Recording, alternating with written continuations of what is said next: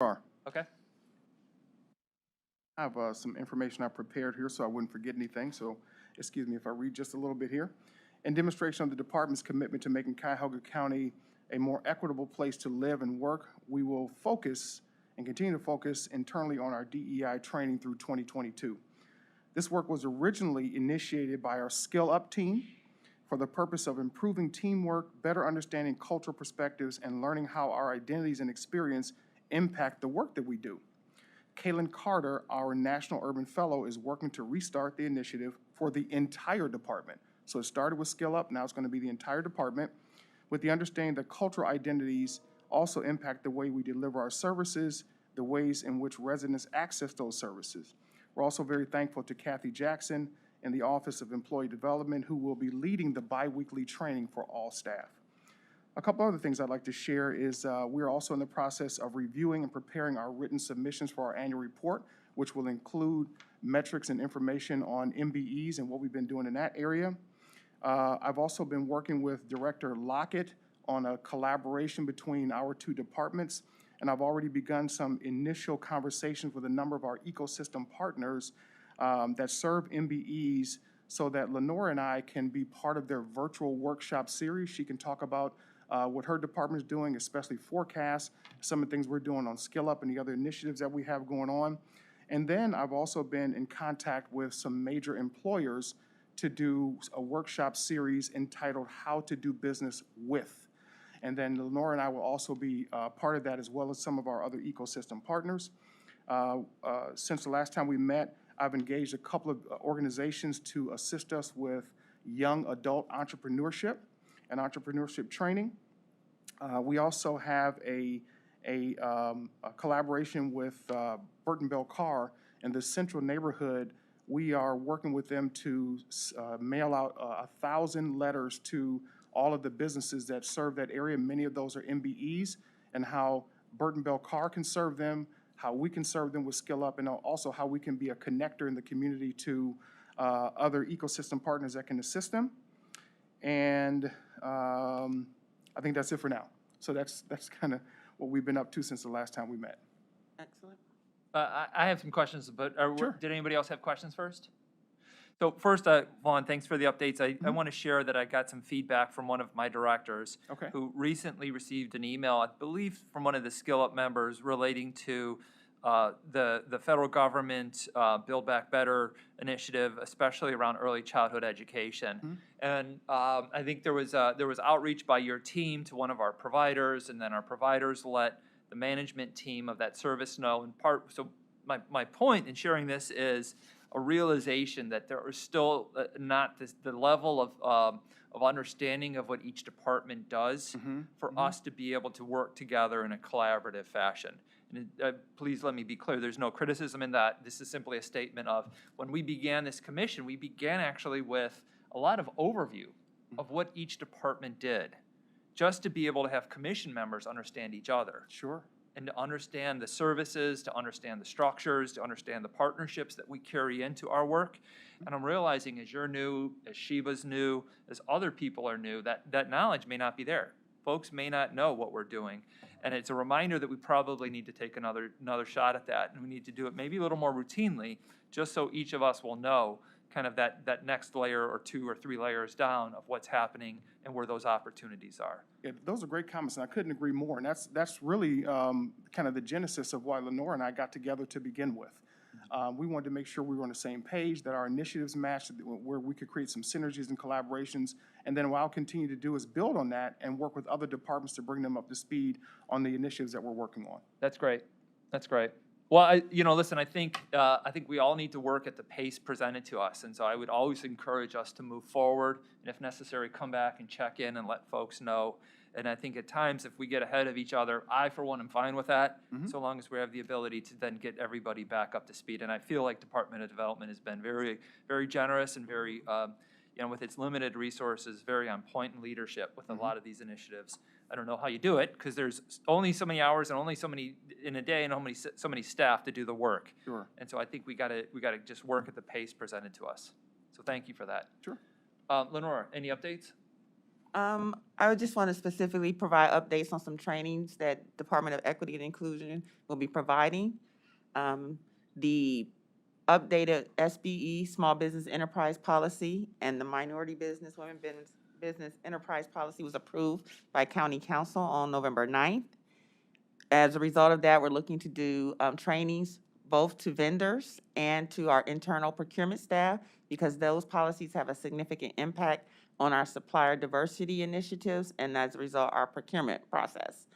The vendor training will be Tuesday, November 23rd at 9 a.m. It's going to be streamed live on the county's YouTube page. We've worked with communications, Tyler Sinclair, to provide details on that through the media, and we've also done direct emails to our certified MBE WB participants. So we're looking forward to capturing as large of an audience as possible to give them details about our upcoming programs. And that training is both for non-MBE, SBEs, WBs, as well as those businesses certified or interested in being certified as small businesses, minority business, or women business enterprises. For our internal staff, our first training will be virtual on December 1st, and then our second training will be on December 7th, and that will be a virtual with a first come, first served basis for in-person for about 50 people if people feel they need one to come in person for the training. And that will be on, again, December 7th. Will you be able to record those trainings just in case staff can't make one of those 2 times? Yes, both of the trainings that for procurement staff will also be done in Microsoft Teams. So there will be accessible afterwards. The recordings for those trainings will be accessible afterwards.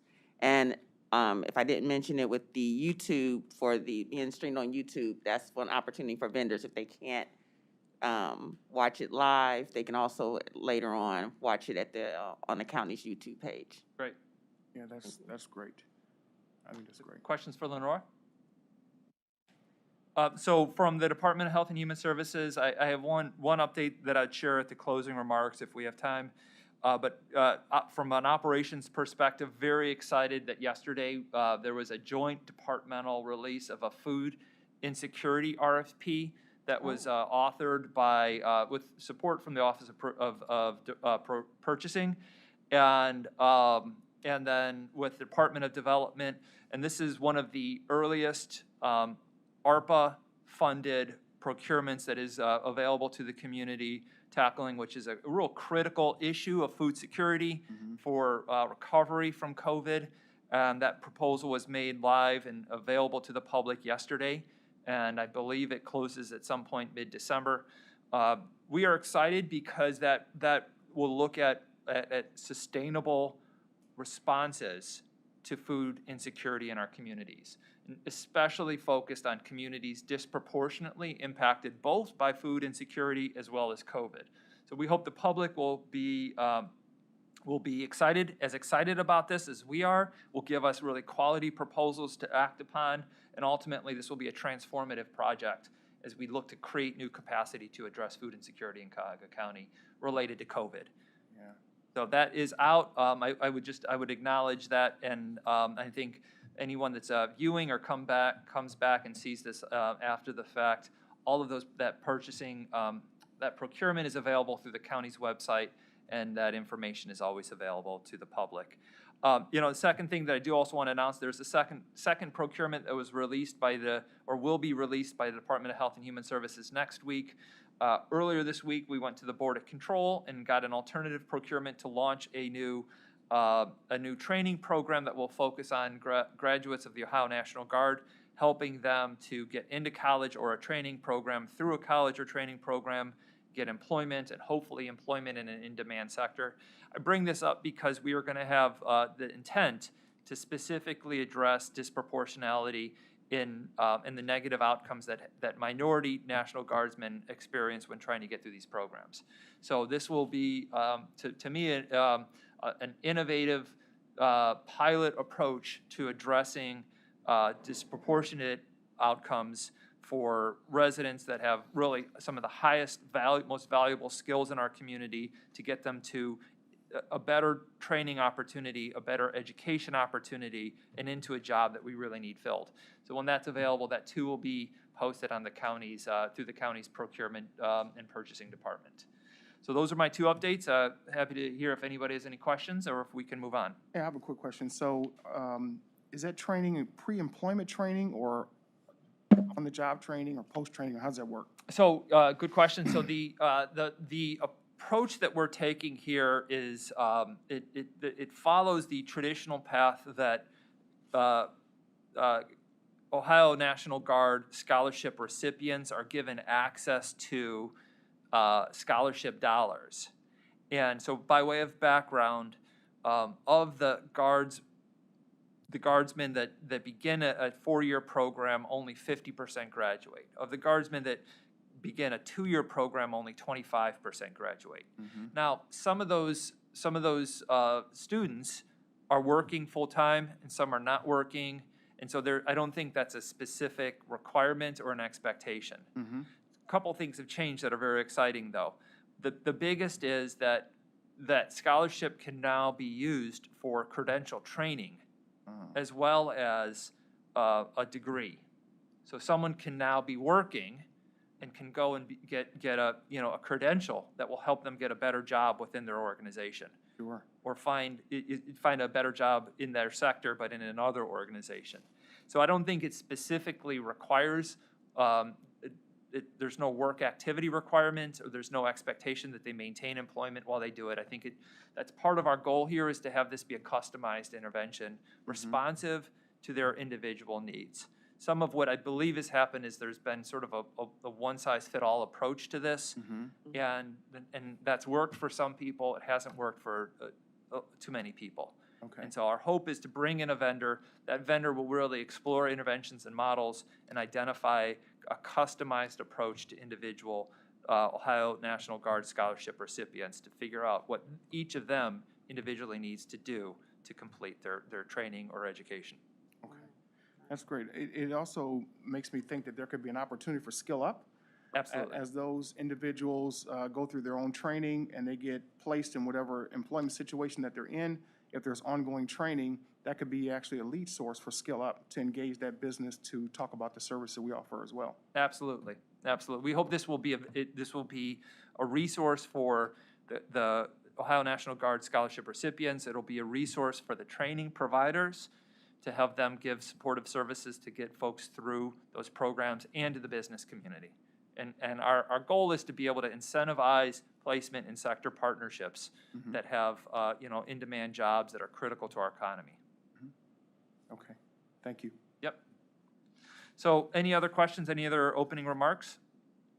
I'm going to move us on then to the 2022 meeting calendar so this will be a discussion that we'll have. I don't think there will be a vote at today's meeting, but our intent is to have a vote at the next meeting.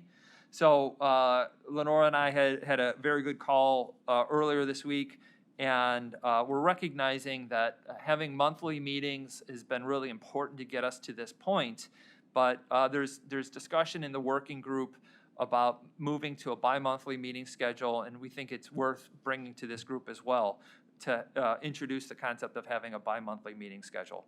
And so what I think we would propose is, obviously 1 month there would be the actual commission meeting, the next month there would be a working meeting, and then the next month the commission meeting, and the next month the working meeting. And that way we'll be giving each group, in essence, a full month or more, depending on how long we need for preparing the agenda to actually do the work of the prior meeting. I'm going to turn it over to Lenora. Lenora, this was something you brought to my attention as an idea. I think it's a great idea. What would you add? Yes, thank you, David.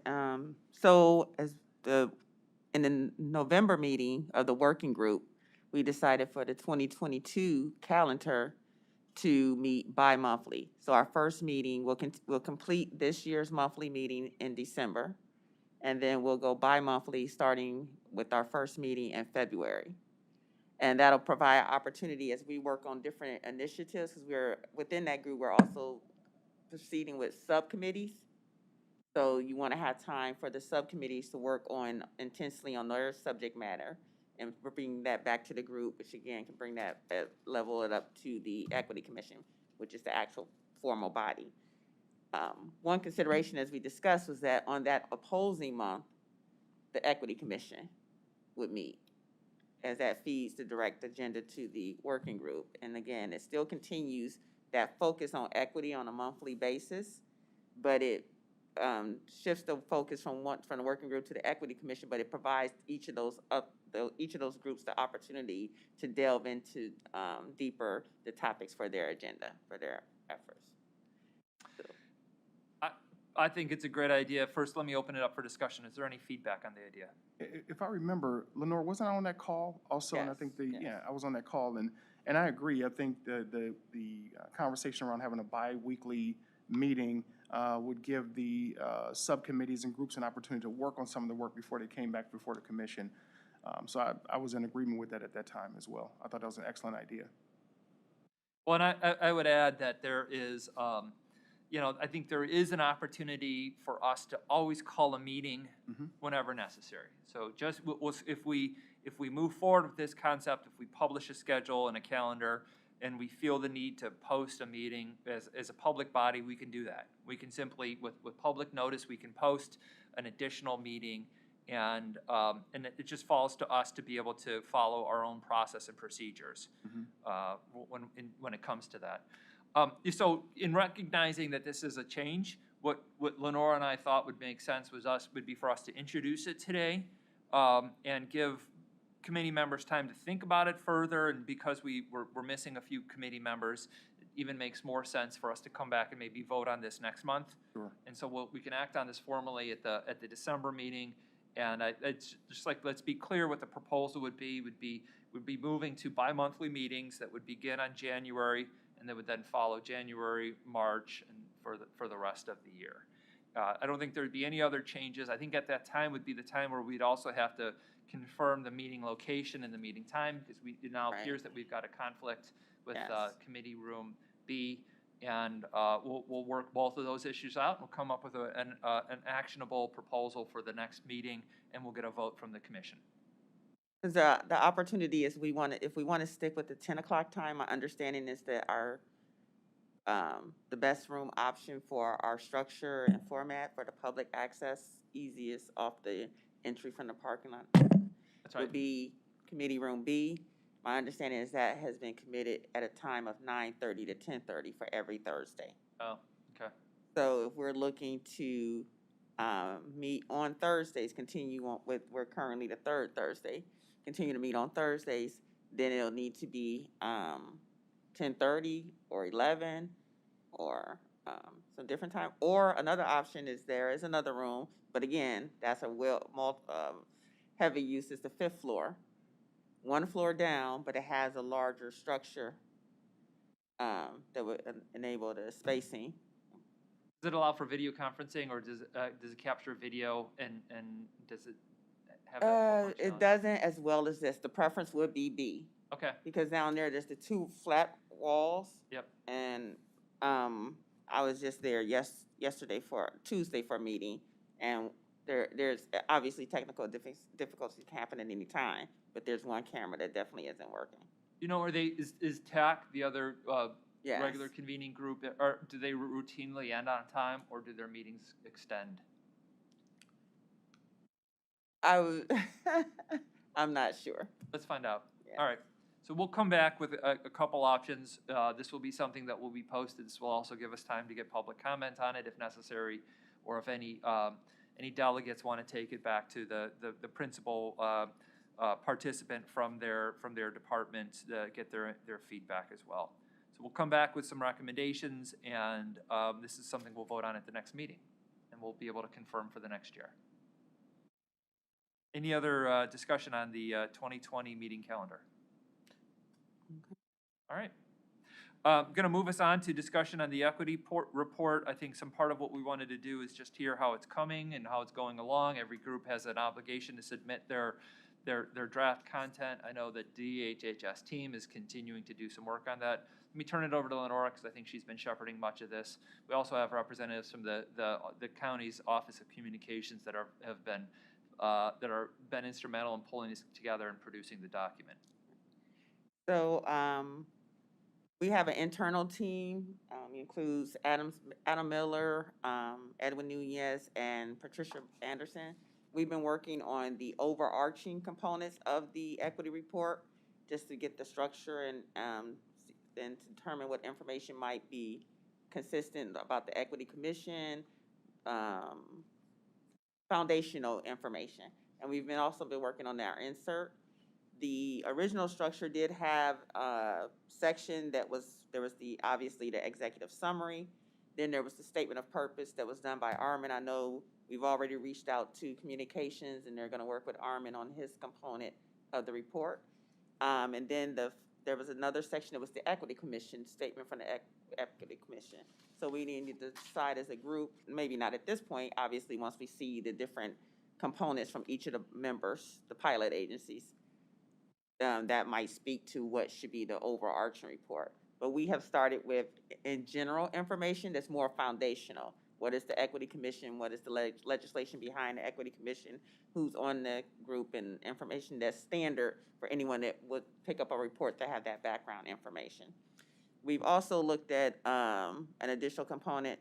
Last year we had acknowledgments, but one of the things that we're looking at is because everyone is doing work and providing information, wants to be transparent, we want to provide a page that was more resources, that document where they can find the information from the different areas about what our equity initiatives are in the county. So we're looking at a resources page with the links so that, again, anyone that's reading a report, they have the executive summary if they just want to get the high level points. But if they want to dig deeper, they'll be able to have that information there and also resources to get further details on how they want to proceed. So that's where we are, starting with the foundation, looking at ways to keep using the structure to build our story and tell our story. Other questions for Lenora and the team? Or is there input from the Department of Communications?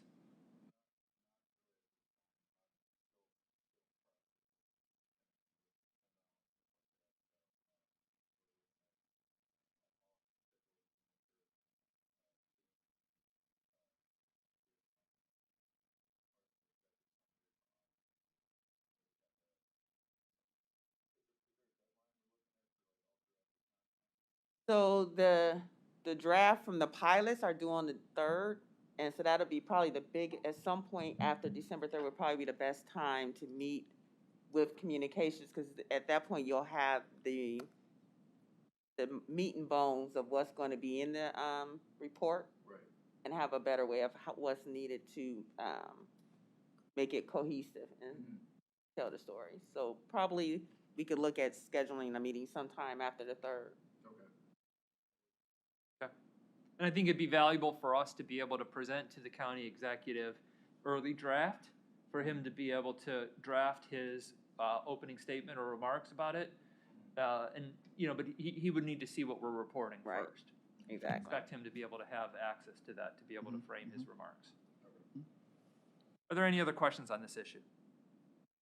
So appreciate Adam and Lenora continuing to work on this and really driving it with all members. I think that, the deadlines and expectations have been clearly stated. We do want to get this closed, and we want to have meet our obligation to have the report posted in a timely fashion.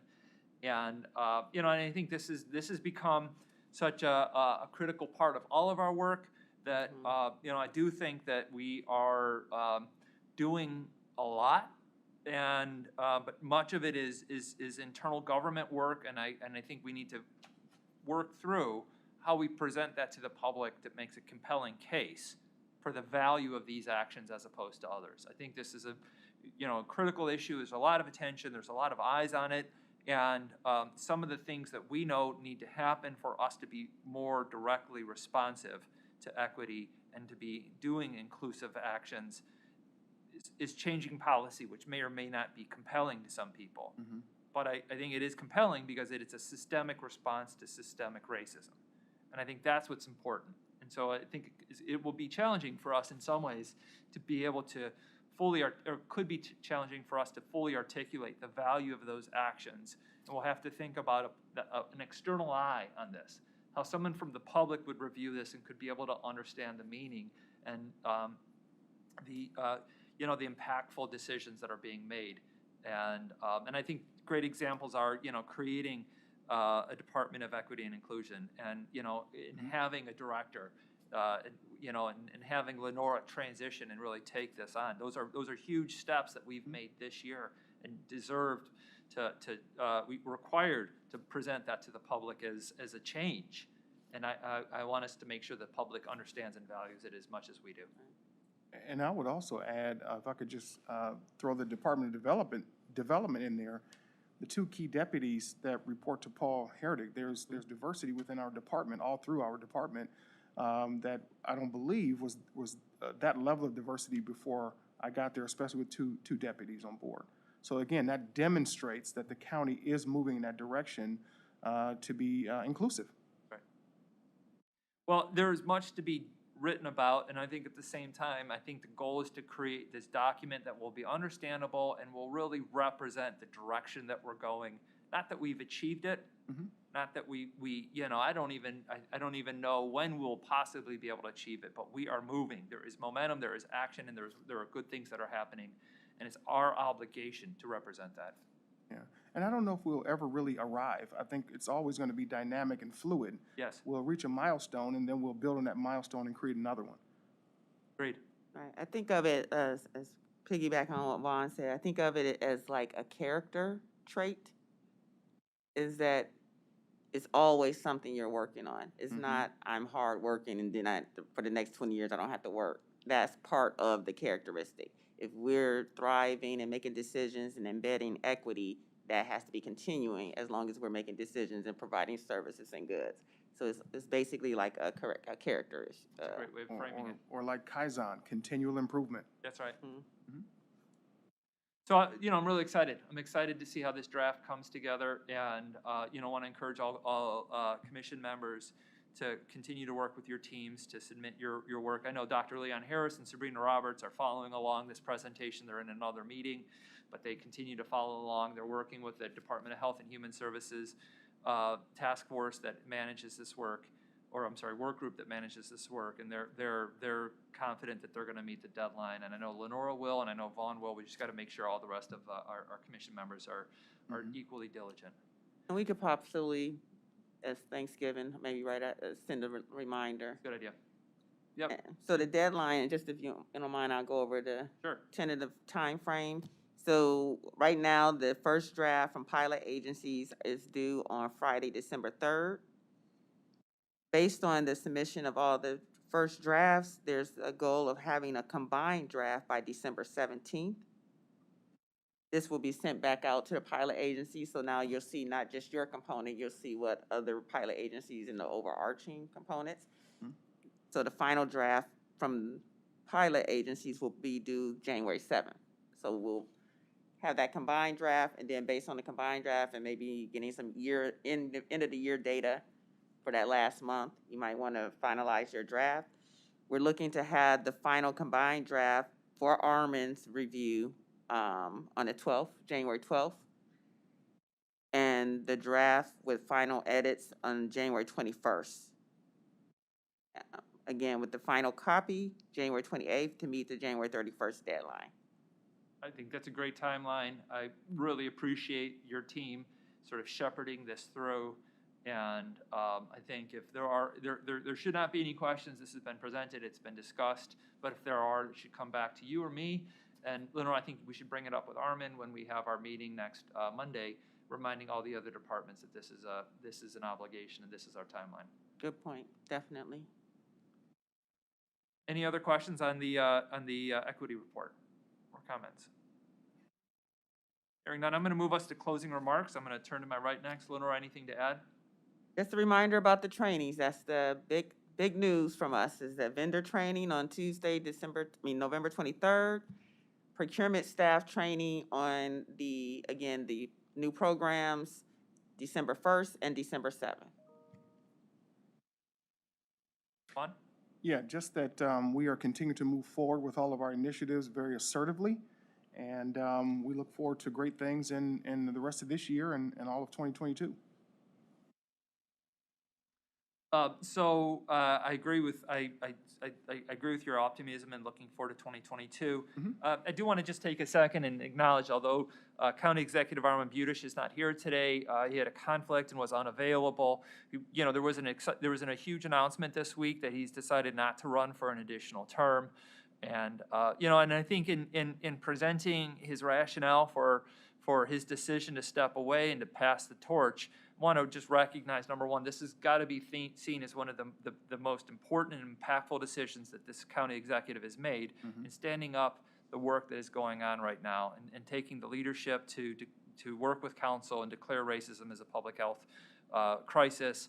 And looking forward in this next year for this group to really continue to articulate the great work that we're doing, in some ways to be able to assure the public that we are responding to those statements and that position that racism is a public health crisis, but also really to set the tone for the next administration. I think that it's beholden on us to be part of the transition process that will be natural. It is our responsibility to show progress, to ensure that progress continues, and the next group comes in to do great things as well. So I hope to have Armand, County Executive Armin Budish, at coming meetings to be able to share his views on this. I'm sure he has, he's seen the progress. I'm sure he will have many challenges to us and to the next administration on how to continue to improve this work. And you know, just first want to take a second and acknowledge Armin's done some really amazing things. There's been great service, and I think this next year will still be a full working year where we're all going to be expected, and this committee especially, to implement the changes, implement the work, and keep the progress going. So, you know, I don't know if there are any other closing remarks. Just say I echo your sentiments. Couldn't have said it better. Same here. I Wonderful. echo those as well. Well, thank you, and thank you for your time and attendance today. Is there a motion to adjourn this meeting? Make a motion to adjourn. Second? I'll second the motion. The meeting's adjourned. Thank you.